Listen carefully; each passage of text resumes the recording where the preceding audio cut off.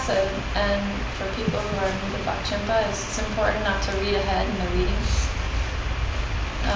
It's enough to read one of them anyway. It's a lot to digest. But if you read the readings before you get the teaching, the transmission, it just isn't going to make any sense, and it's just not useful. So. It's amazing because you do part of the reading, even if it's like one page, one little section, and you meditate, and then you go back and read it again, and you meditate like even 10 minutes or something, and then you read it again. It will unfold like amazing thing. You listen to part of the recording, and you do the reading. You listen to the same part, do the same part of the reading, do the same meditation, same part of the reading, listen to the same part. Amazing things that happen. You turn into a crazy person.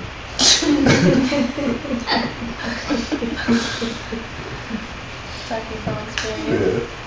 Yeah. A lot of distracting things here. So, back to the bodhisattvas daily. What does their daily life look like? Their bodhisattvas are very conscious not to be fooled by the way things are appearing in the moment. So, for example, say somebody at your job is saying negative things about you because it makes them look good. So they're like undermining you, right? And then your first instinct is what? What's your Yeah, your reaction is probably something like, what a jerk. You think ill of them, and then you want to go home and tell everybody about them. You want to like get on the phone and you want to tell your friends about them, and in your office you want to talk also about them, and you want to make sure you have people that also share your view. It's just to validate your view, right, about this person. And so what happens like when you do that? Yeah, you're just planting seeds for more. Like every time you speak about that person, it's like thousands of jerks are born in your world. You know? And then it's like this nice cycle is created that you're just perpetuating the existence of jerks in your world. And it's a sad thing. So Bodhisattva instead uses their own wisdom and bases their actions on their own wisdom rather than just like fighting appearances as they pop up, right? It's almost like it's kind of a way of is that to live? You're just like fighting them as they appear, right? And it's kind of like when you're a New Yorker, you can spend a day like that, just fighting things all day long, right? This person's in your way, that person's in your way, this person's in your way, and you hear all these nasty thoughts in your mind. You know, I know this is not just me, you know, where you hear yourself say things and you're like, God, I can't believe you just said that in my mind. You know, like, what kind of a world am I creating?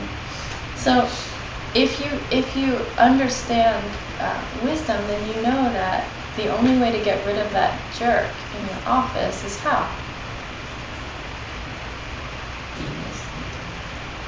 You help them.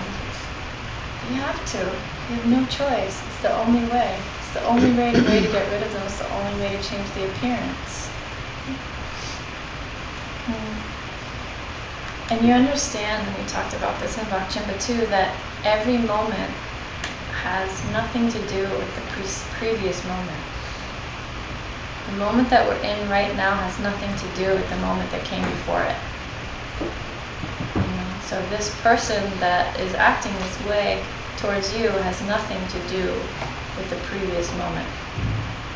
You, that person, or the environment. Right?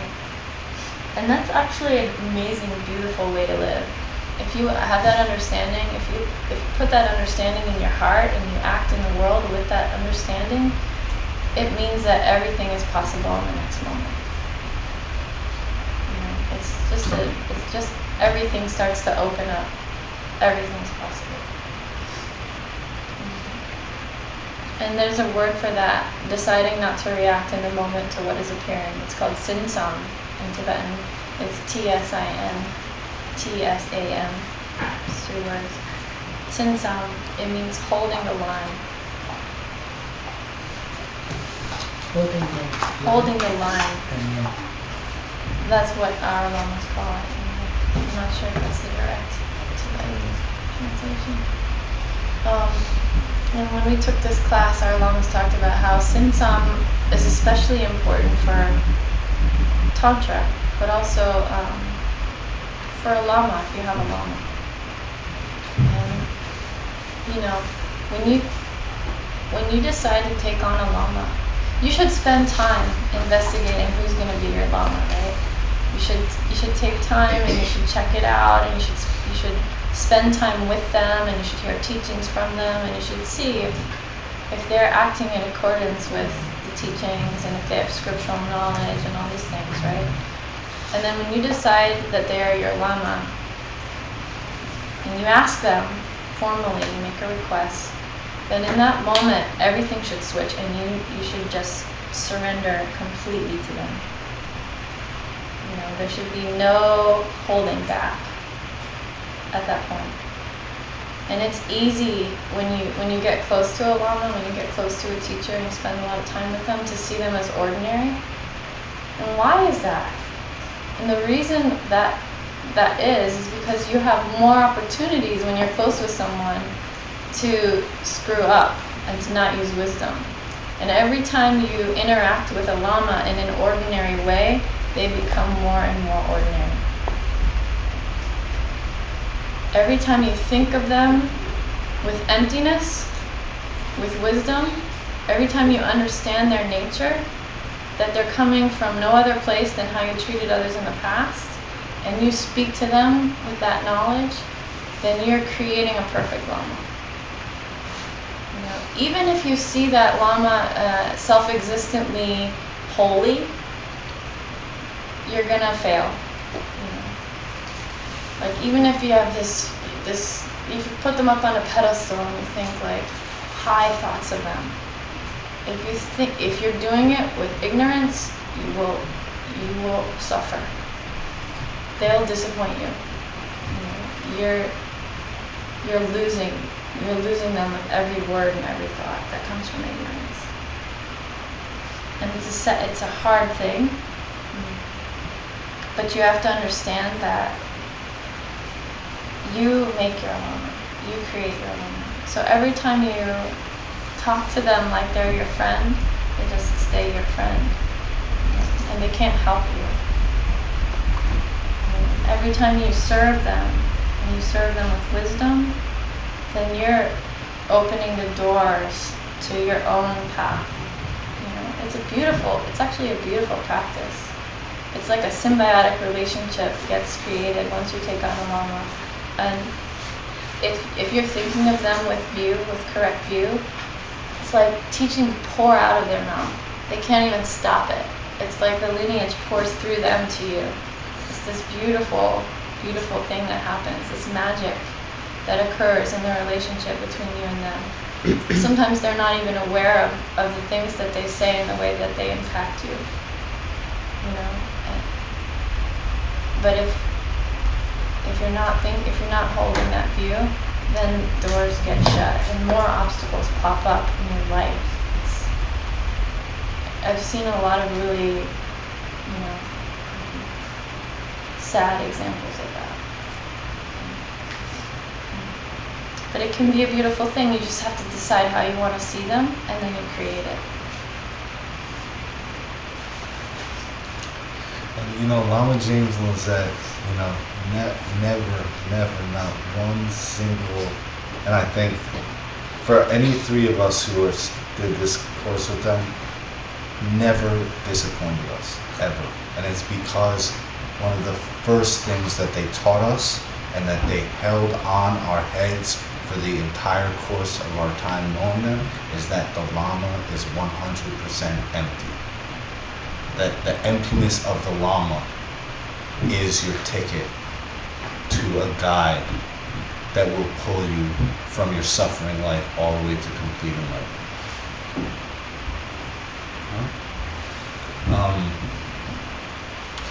It is important to go and study the qualities of a Lama, and it's in ACI Course 1. And a Lama should have many amazing qualities. special, these are special beings. If you find your Lama, then you're out of here. You're literally out of here. And that kind of karma is so rare. It's so rare that when it ripens, you're in danger. Because that's it. When it ripens, it's like that flower that only blooms one night. My friend's dad has this flower, right? One night in the spring, it blooms, and by the morning, it's dead. You know, it's like, yeah, it's gone. It's like completely gone. It's like, that's how rare a Lama is. You know, so as soon as you find them, and you have this like feeling in your heart, like, this is a Lama to me. This is someone who can transmit to me the teaching on emptiness. This is someone who can bring me to my direct perception. When I directly perceive emptiness, I'm going to perceive it through their eyes. Then you grasp that opportunity. You know, so they have these special qualities. And you have to check them. You have to check them. And check them out. Check them out. You know what I mean? Really check. Are they being 100% ethical all the time, period? Because if they're not, don't take them as your Lama. Okay? Now, is the Lama separate from you? No. So who's the one that has to be ethical 100% of the time? You practice the 6 perfections, a enlightened being will come in the form of a person and take you to enlightenment, period. That's how karma works. But don't be stupid. Don't get butterflies in your stomach and then go and throw yourself at the feet of someone who you don't know. Okay? Atisha, remember, he took the whole journey across the ocean to the land of the gods, Sumatra. Sumatra, thank you. And he finally arrives 13 months in this harrowing journey. And he gets there, and some of the students of this Lama are by the shore doing their practices. So he inquires with them for months. He's in walking distance of this Lama. And rather than go and run and meet this Lama, who he just left his throne and traveled all the way across this ocean, rather than walking over to this Lama and throwing himself at this Lama's feet and begging him for the complete transmission of the teachings on Bodhicitta, he just stayed on the shore and asked them, oh, but what did he do in this situation? Oh, but how did he respond to that? But how does he do this? But how does he do that? But are you sure that maybe he's not so good? You see? So it's always like, check. You always need to check. And he's a perfect example of that rule. Okay, so ACI course 1 on that.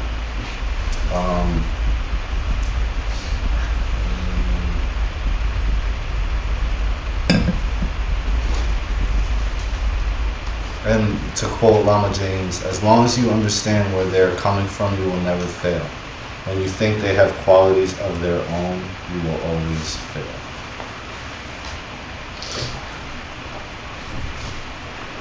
So now we're going to go into the portion of the class where we're giving those signposts, you know, and you'll find it in Master Kamashu's text.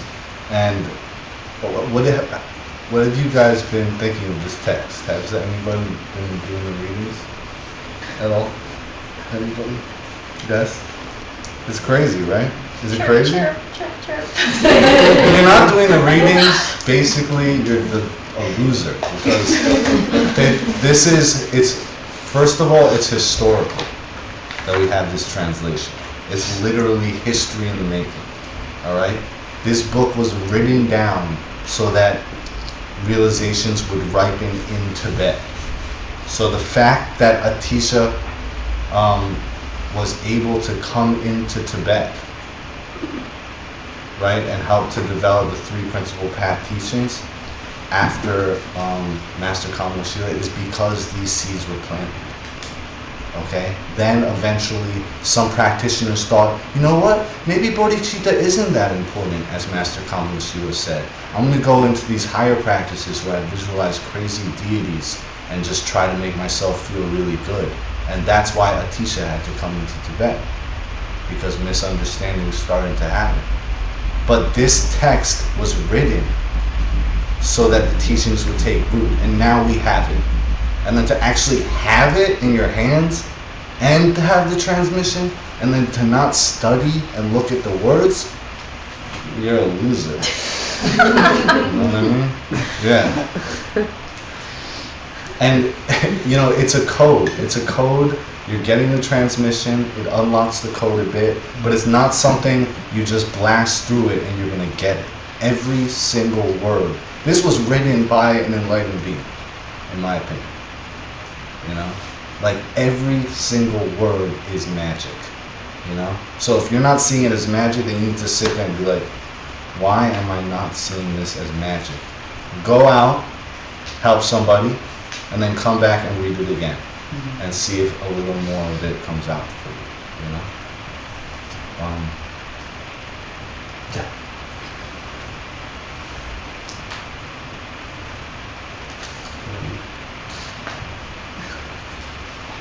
Didn't you have all of those lists? That's for this part? No, Oh, okay. Yeah. When you're doing the readings, it's important to remember that it can seem like dry, and so try not to get lost in the readings and try to be open to like the whole process of it, like the flow of what these masters are trying to share with you. Because they've experienced the whole state, all the stages, and so it's like a kind of like they're just laying out the stages for us. You know? So if you can get an overall kind of picture, then that's great. And the whole point of the readings in this section is to clear the misconception that meditation is just to get to a place of like relaxation in the mind, or to clear the mind. So the list that we get, that we're about to do, and the quotes from all the, you know, that Lord Buddha said, all the scriptural authority, it's all to dispel that idea. So here we go with the lists. So all these, you know, all the sources are going to say that you need stillness and you need vision. So vision is, what is vision? Vision is pure analysis. And that's from this is a sutra by Lord Buddha called the Cloud of Jewels. And he says, stillness is a single pointed mind. Vision is pure analysis. And then another sutra, it's called my true intent of the sutras. And this is all in your reading, so you don't have to frantically write down if you don't catch it. It's okay. It says, a bodhisattva from these three types of analysis becomes a master of vision. And we're going to talk about what are the three types of analysis. Then there are three qualities of stillness. So the first quality of stillness is that it is a concentration. This you should write down too. So first, it is a concentration. Second is, it comes from being in balanced meditation upon an object. Can you say that again? Second quality of stillness, it comes from being in balanced meditation upon an object. So just meaning there's no agitation or dullness there, there's no obstacles there, you're in a balanced state. Mm-hmm. So like, I know, okay, an object is an object, but doing like a deeply analytical, if your object is analysis, right, and you're going through some whole kind of, it's still like a conversation in your mind versus the object being a flower or a diamond or something like that, Right. that you're just. It doesn't mean just still. an object, like an inanimate object or a person or a thing. It means the question that you're asking in your analysis. It's like the analysis itself, right? It's like when you're doing the analysis and you're doing, like the one we're going to do tonight, the cup. We're going to focus on the cup. The cup is the object. So when you go through all the different proofs about the cup is the object. And you stray from that, then you're off the object. Is that the question you're asking? I guess I'm just kind of, what I'm saying is that like there's a different stillness within analysis. Seems very different from like stillness of mind on some type of inanimate matter. So in the one that you just gave, is it still not matter? That's the question.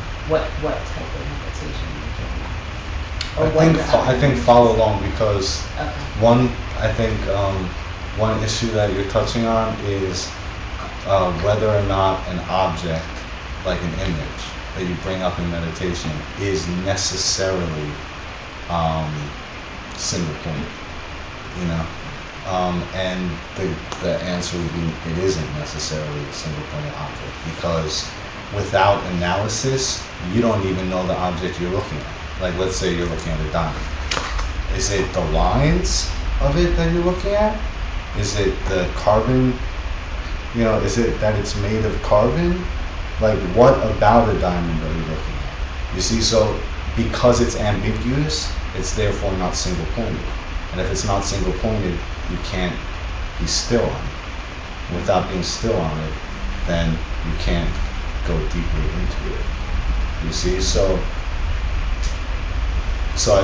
let's follow along, because I think that's and I think as we go further in our meditation practices, then that becomes more and more apparent.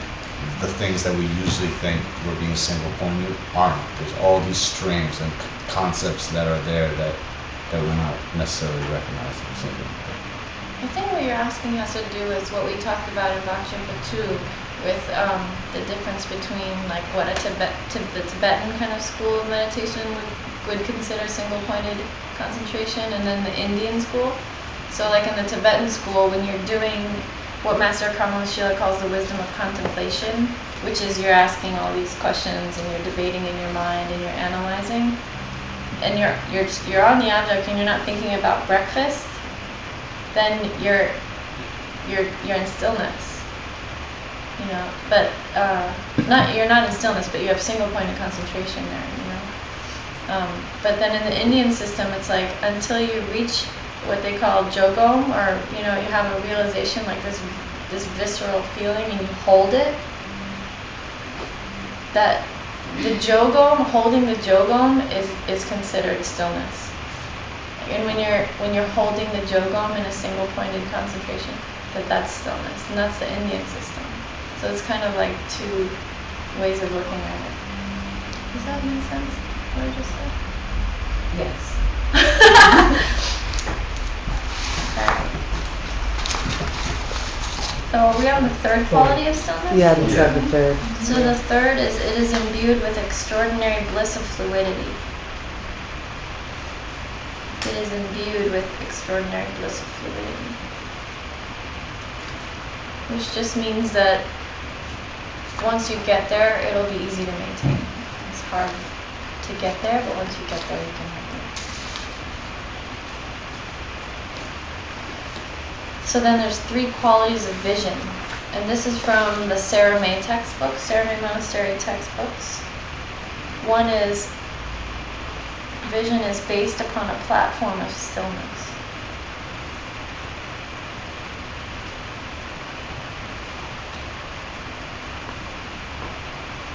So, right, you need to get to a place of stillness in order to have the vision that comes from pure analysis.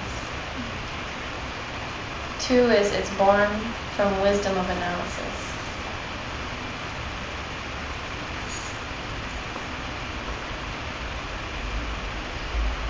3 is it's imbued with the extraordinary bliss of fluidity.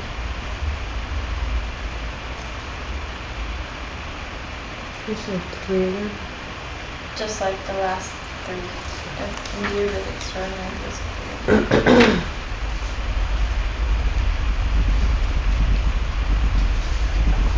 So to continue, in the true intent of my sutras, Lord Buddha talks about 3 different types of vision. And when you think of vision, like Nancy said, it basically equals analysis, right? So the three types of vision. The first one is called the vision which comes from indications. And this is like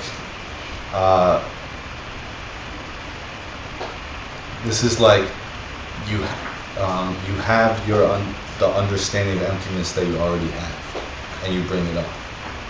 You know, so yeah, just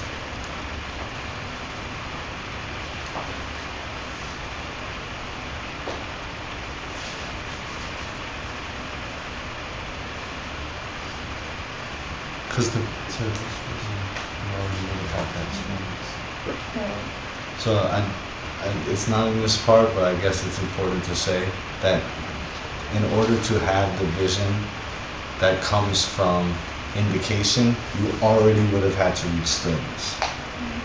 Okay, so this is all within that context. So the first one, the vision that comes from indications, you're bringing up an emptiness understanding that you already have. Okay, without pushing it. Then the second one is the vision that comes from seeking. And this is when you actually push your understanding with analysis. Okay? So you're going to take the understanding you already have and then ask more questions. Try to get a more pure form of shunyata. Or, you know, if you're saying it's all mind, that everything is made of mind, then take mind as the object thing, you know? Say, right, the mind is a holder, that there's nothing to hold, so what is the holder doing, and go on like that. And then even onto the emptiness of emptiness itself, you know? Then the third kind of vision is the vision that comes from analysis. And this is, it's the realization that you had from the vision that comes from seeking, and it's holding it, and it's imbued with the bliss of Shinjan, the physical and mental bliss that comes when you reach the state of stillness. And I don't know if you guys remember the 9 stages of meditation, and then it's going, it's like, Nombar Shivar Jepa, you know, it's like getting more physical, mental, physical fluidity, and then these kinds of bliss are coming in there. Remember we read Pabonka Rinpoche, Dechen Ningpo's description of reaching stillness himself, and the egg cracking and all that. You remember that? The egg cracking?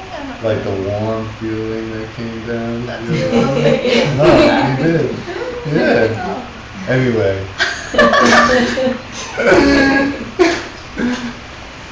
So. So could you just repeat what you were just saying before that? Vision that comes from analysis, it's the realization that comes from seeking and holding that. And with then the bliss. The bliss, that the mental and physical bliss that comes from having reached stillness. So coupled together. You said it's like a warm hand. Oh, maybe warm hand is probably. That's it. The egg is from when you were little and you did that. That's probably true. I definitely listen to Nancy on the authoritative information we need. So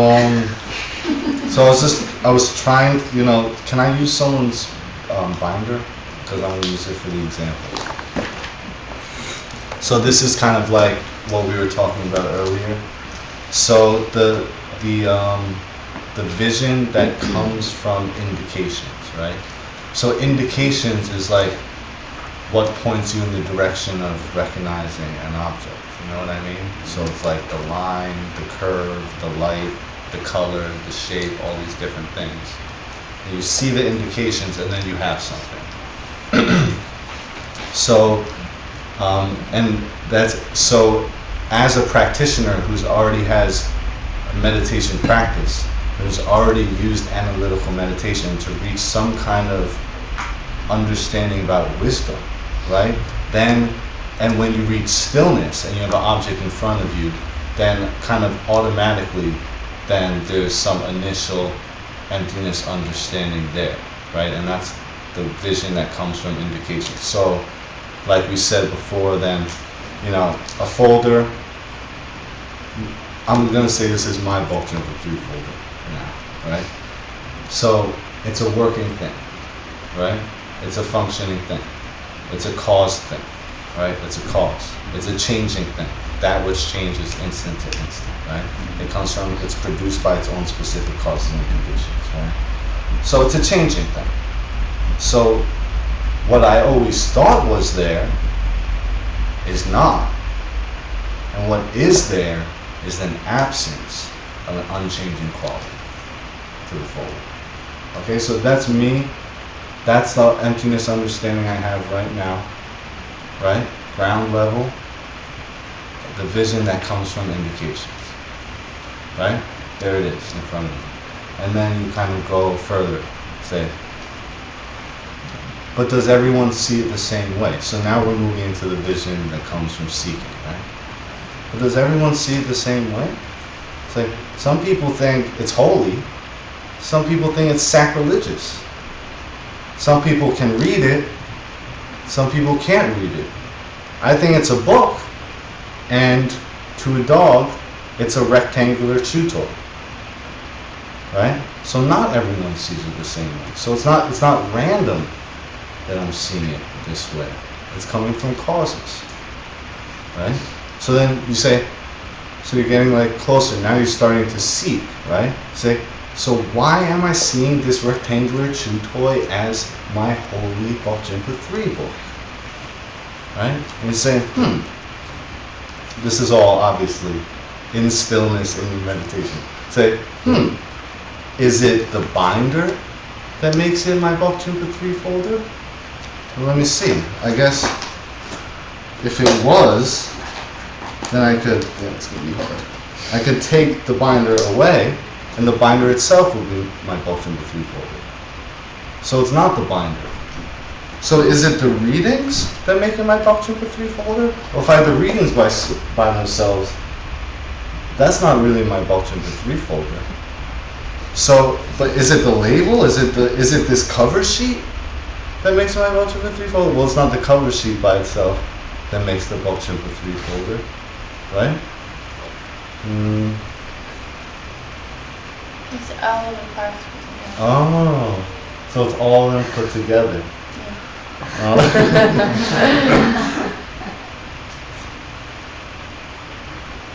You don't have to. I know, but Keep going. so when all the parts are there together, then it's my Bok Jinpa III folder, because I'm thinking that my Bok Jinpa III folder is all of these parts put together. You see? So I'm seeing all the different parts. None of them are the Bok Jinpa III folder by themselves. And then my mind is saying, it's like clicking through. Saying, is it a brick? No. Is it a table? No. This is like in a split second, right? Is it a Bok Jinpa folder? Is it a Tranye folder? Is it Bok Jinpa 1? Is it Bok Jinpa 4? Is it mine? Is somebody else's? And then it's all fitting together, and then ding! It clicks. It matches the mental image. Say, this is my Bok Jinpa III folder. Right? So I'm looking at indications. The indications matched a mental image that I had, and I saw it's my Bok Jinpa III folder. But what about these indications?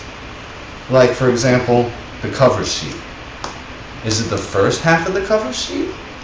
Or is it the second half of the cover sheet? Is it the first half of the reading? Or is it the second half of the reading? You see? So then you find that no part of it at all is not a mental image. All there is a mental image, and all there ever was a mental image. And there was never anything but a mental image. And the deeper you look, the more you're going to find its emptiness. The more you're going to find that all there is a mental image that's being forced on you by how you've treated others in the past. Right? So what I thought was there isn't truly there. What I thought was out there isn't truly out there. So there's nothing to hold. But my mind has the nature of holding an object. If there's no object to hold, then what is my mind doing? If there's no running, can there be a runner? If there's no walking, can there be a walker? If there's no object to hold, can there be a holder of objects? So there's these subtle moments of mind, and each moment is infinitely divisible, right? And they never touch. So the mind I always thought was there was never there to begin with. And what is there is the emptiness of mind. The mind that I always thought was there was never there to begin with, and what is there is the emptiness of mind. But the emptiness of mind depends on the collected basis of the parts of the mind. For there to be an emptiness of mind, it depends on the collected basis of the parts of the mind. So the emptiness of mind is completely absent self-existence. The emptiness I always thought was there was never there to begin with, and what is there is the emptiness of emptiness. You see? So it's like taking the analysis like that. And then maybe there, then you really start getting gassed up. You know what I mean? You'd be like, but knowledge is there, right? But if knowledge was unchanging, then could you ever gain it? You know, it's because it's empty that it exists. It's because it's empty that it matters. You see, every tiny little thing can be analyzed, right? And Master Kamalashila, and in this reading, then you see it go like this. First you establish that outer objects don't exist from their own side. Then you establish it's all mind. Then you take the mind under analysis, and you establish that the mind doesn't have self-existent qualities, and that what you thought was there was never there to begin with, and what is there is emptiness, and then you look at the emptiness of ultimate reality. And then that is where you're hitting, you know, scripturally, where you're going to be hitting the vision that comes from analysis. You see?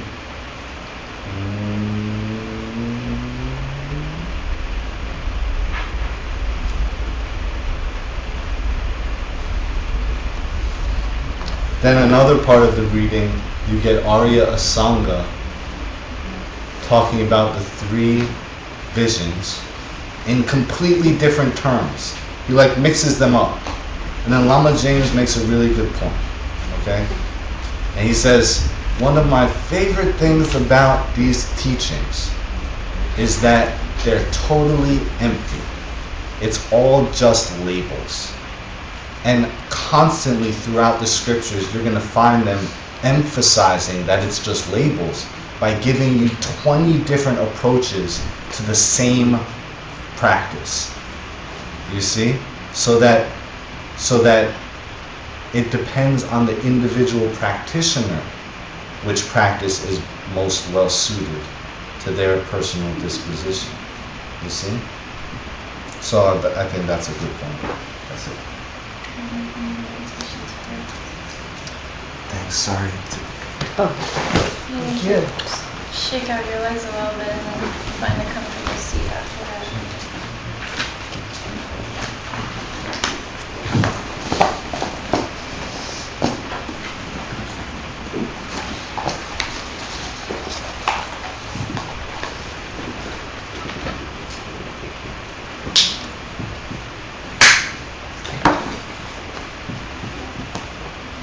And try to relax your breath.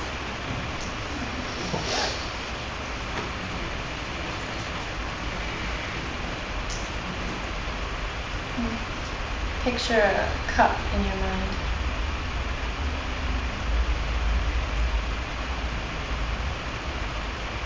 think for a moment about the emptiness of that cup. Does everyone see a cup?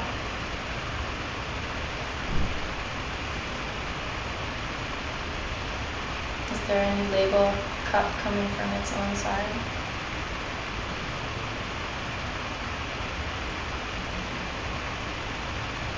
And then look at the cup and just try to catch your mind how it's trying to view it, how it views the cup.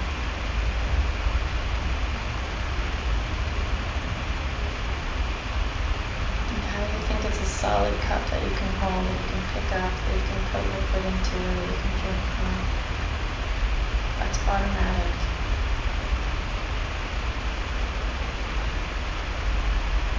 And then now analyze the cup using some proofs from course 2. So if it were an unchanging cup, if it were fixed, if it had inherent qualities, if it were self-existent, if it had qualities that belonged to it, could I even pick it up? Picking it up would be a change.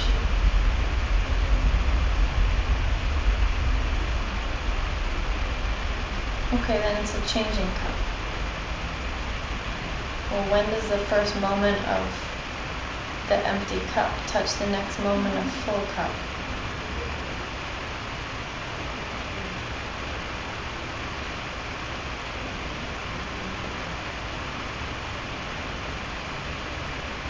And then if through the analysis you get to some kind of realization, hold it as long as you can.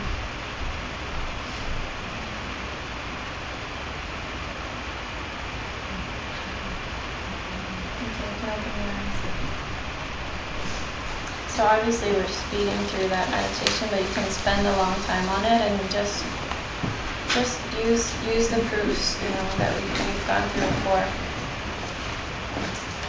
And it can seem like wordplay, like sometimes, especially the one or many meditation can seem like, oh, it's just language, just playing around with language.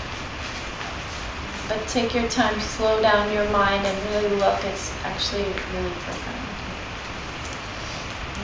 And then ask yourself, keep trying to see how your mind thinks it's there. And that's how you can catch your mind making an image. And then, try to go through the 3 levels of vision with this meditation. So at the first level, you have your general understanding of emptiness. Does everyone see it as a cup? That's just the first level there. You haven't brought it up at all. Then second level, go through some more proofs, delve further into it, try to bring up your understanding a little bit, and you've gone to the second level. Then the third level, you get to a realization, hold it as long as you can, and that's the third level. And you're going to spend a week looking at a cup. Who cares about a cup, right? What does the cup have to do with my life? And if the cup is empty, your world is empty. If your world is empty, your mind is empty, you are empty. And if your world is empty and your mind is empty, then you can become an enlightened being that sees an enlightened paradise. And that's the whole point of looking at the cup. You gotta start with the cup.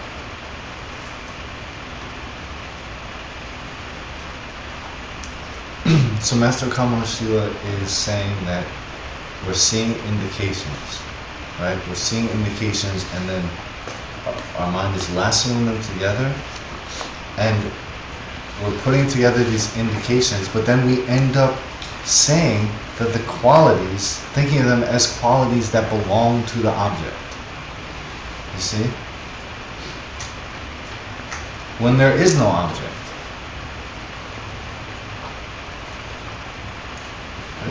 You want me to do it? Sure.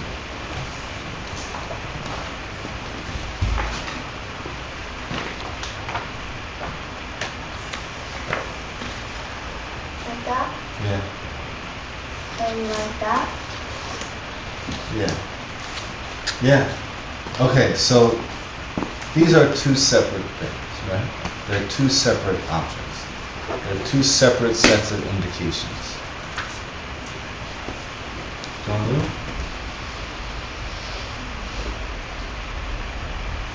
Like that? Yeah. See, so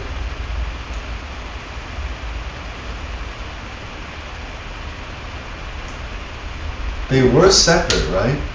But now there's a little more of a hint, right? So, and this is supposed to illustrate that our mind is taking indications and just putting a whole story on it.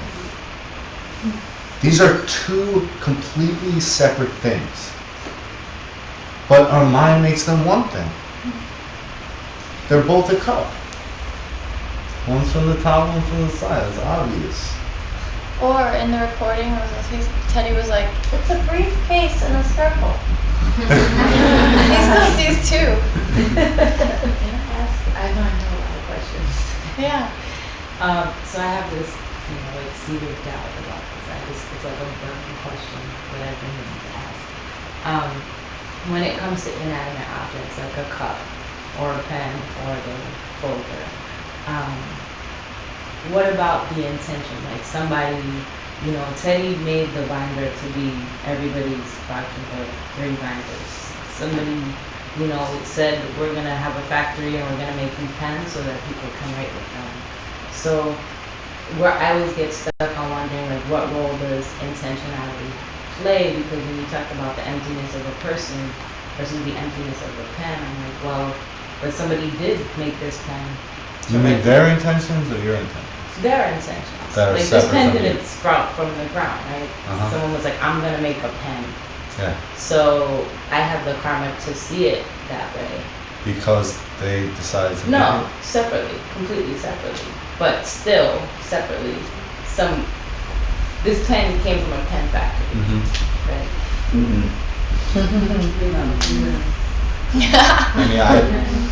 I mean, one thing I would say is, from the Buddhist perspective, appreciating and rejoicing in other people's hard work and recognizing it is like first thing, right? Like if you're not doing that, you're not even any kind of spiritual practitioner at all. On another level, is it a pen? Is it that which writes? Is it going to fulfill the potential of writing? Is there ink in there? There is. So that's because you gave someone a pen that worked when they needed it. You see? Like you're calling it a pen right now, but if it was out of ink, it could very well be a piece of trash. It could very well be a paperweight, split second, because you didn't give someone a pen that worked when they needed it. So then the real pen factory is your kindness. You know what I mean?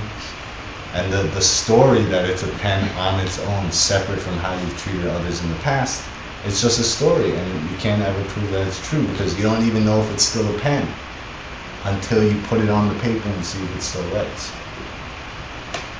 You see? I do, but I feel like I've been holding both of these at the same time, so yeah, I get it. But is it still a pen? You have to check, While right? it's writing. No, but even like if it didn't have ink, you throw it out, so it wouldn't be a pen anymore. So did that person make trash or did they make a pen?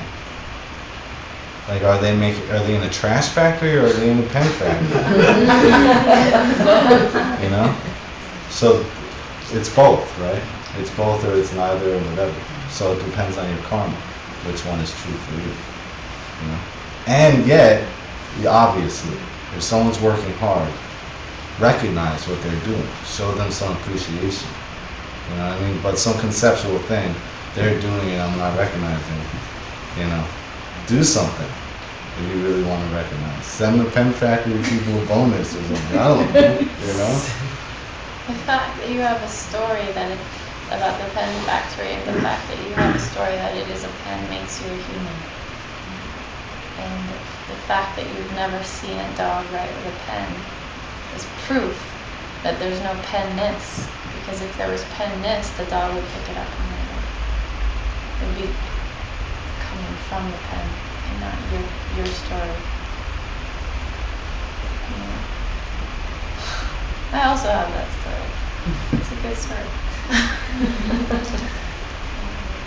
Thank you.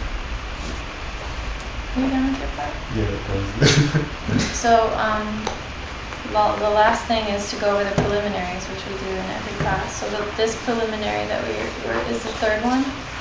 And, all the preliminaries have to do with doubt. They all have to do with eradicating doubt. And they all have to do with upkeep of the mind. Right? Like there's like a special thing about this broken realm that we're in, samsara, is that if you leave anything, it degenerates. Why do you clean your room? If you leave your room, it'll get dusty, it'll rot. Just like this body, everything in samsara is just wilting. And so doing the preliminaries is just keeping your mind kind of in the same state, not even talking about getting better. It's just keeping your head above water. There's this story about, this Tibetan story about a meditator who goes into a cave for 12 years. And he comes, to meditate, and he comes out of the cave and he sees his friend, and his friend is like, "What happened? You look exactly the same. You haven't changed at all. You're acting exactly the same. You're talking, you're thinking exactly the same. You haven't changed at all." And then the meditator is like, "Well, imagine how much worse I'd be if I didn't. If I hadn't gone in." And that story is like so perfect because it's just about that. It's like the preliminaries are keeping your head above water. And it's like every time you want to turn your mind towards emptiness. That was me and Ori having that conversation. Back in the day.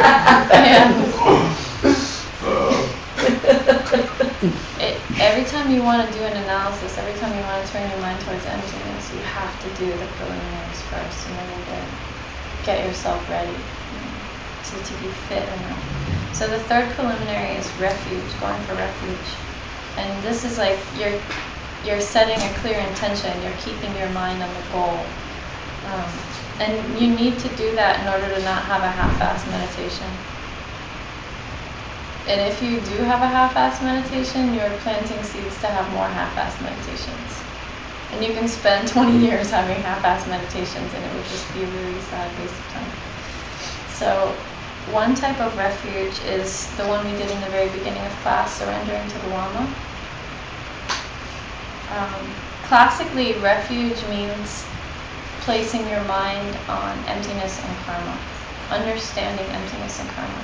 And if you're not really doing that, then you're not really going for refuge. And refuge means you're seeking protection, and that's your ultimate protection. Like, understanding where things are coming from and understanding your world is how you treat others. That's your ultimate protection.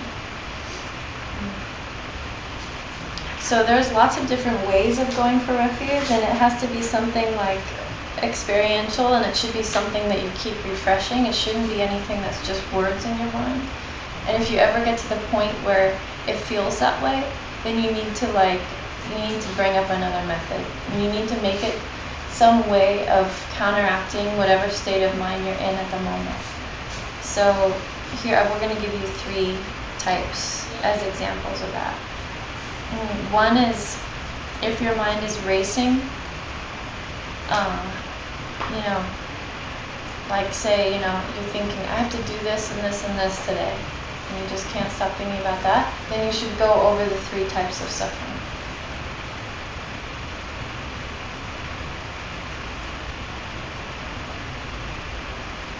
And you should think like, wanting to do this and this and this, is that really happiness? You can look at the second type of suffering here, suffering of change. The second is if you're unhappy or you wake up and you're grumpy, you're having a mental affliction, then you can do result refuge. And this is where you see yourself as, the end result, as an enlightened being. And you put your mind in the analysis of it. You think like, I'm a changing appearance. Am I the same person as I was 10 years ago? Am I the same person as I was yesterday? which moment of mind am I? Am I this moment of mind? Am I the first part of this moment of mind or the second part of this moment of mind? You know, and you can go a little bit into emptiness there and see if my mind is always changing moment to moment, then it's possible that it might have a trajectory where it changes, where it gets to the ultimate end, you know, of omniscience is possible. And you picture yourself in that state, in a perfected state. And then the third is, oh, that was the third, right? No, those two.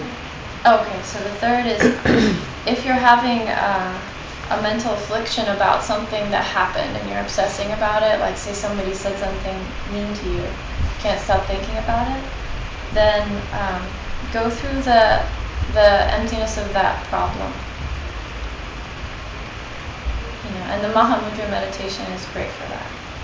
But if you're not familiar with it, you know, you can just see like, first level is this problem a changing thing? And just try to get a feeling of how you think it exists, and then try to turn your mind towards the emptiness of that and until you can get a little release from it, and then go on to your meditation. And you should never spend too much time on doing that. Like, you know, if you're having a problem and the problem is lasting days and days and days, you have to remember that people are waiting for you. And you can't worry about your emotional problems anymore. No time for that anymore.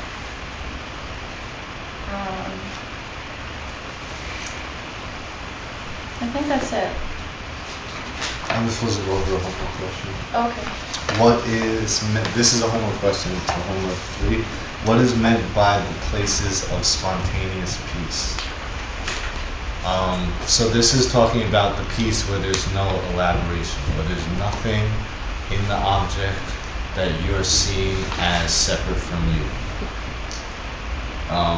You're not thinking that the story belongs to the object, right? You see the story is coming from you. You see that all there ever was a mental image. You know, that you never saw that. You see it's an illusion in meditation. And let's see what it says. So to quote, peace, it's spontaneous because there's nothing more to analyze. It just stays. There's no other object. Peace is being free of elaboration. Spontaneous is there is nothing left to see as holding some quality.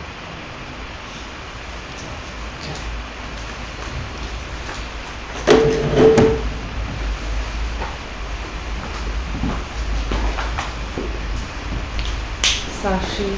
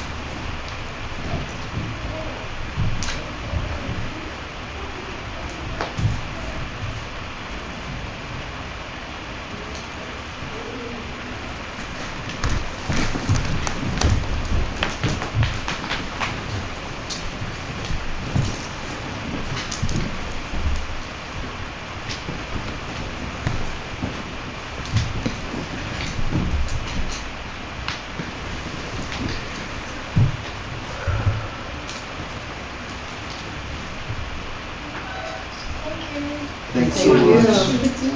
Thanks for doing your journals next week.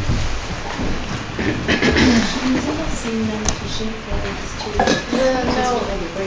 Oh yeah, we're not meeting next week. Yeah, so do the same, they're